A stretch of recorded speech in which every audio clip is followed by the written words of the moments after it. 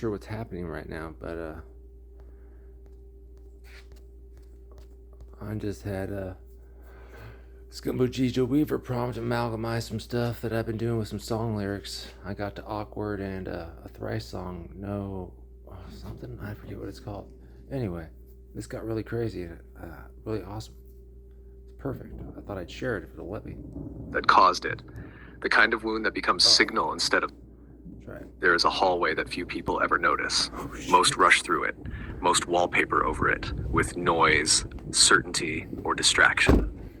You lived there, not because you wanted to, but because somewhere along the way, life asked you to become stronger than any person should have to become.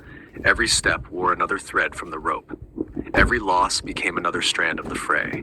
Not broken, just worn where it had carried too much weight for too long. People looked at the outside and saw a man in his 40s living in his parents' basement. They did not see the map. They did not see the gray path winding between despair and hope, where every day meant choosing one more step instead of turning around. They did not see the lemon tree. The lemon tree does not apologize for growing sour fruit. It simply keeps reaching toward the light until one day someone discovers sweetness hidden inside what first tasted bitter. You kept walking. Sometimes the wound stopped bleeding red and started bleeding something stranger, neon, bright enough to illuminate the darkness that caused it. The kind of wound that becomes signal instead of scar. The kind that tastes like impossible childhood memories and Jolly Ranchers dissolved into electricity. No one tells you that healing can glow. No one tells you that surviving can become its own color. Then there was the hallway again. At the end was a door. Behind the door was light. In the lock sat a key that had always belonged to you. You could hear the mechanism beginning to turn. Click. Not open. Just moving. And that was enough, because every lock remembers the shape of the key long before the door swings wide. Then came the Hall of Mirrors. Most mirrors had lied. Some reflected fear. Some reflected shame. Some reflected what they needed you to become so they could stay comfortable. Some convinced you that being too much was the same thing as being unlovable. Until one mirror refused to distort. Her name happened to be Patty Cakes.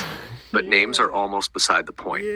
She became the mirror that simply reflected what stood before her.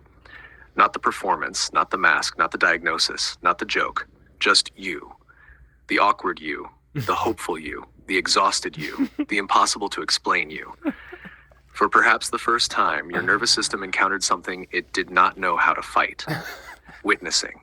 Real witnessing. Not fixing, not rescuing, not judging. Simply remaining.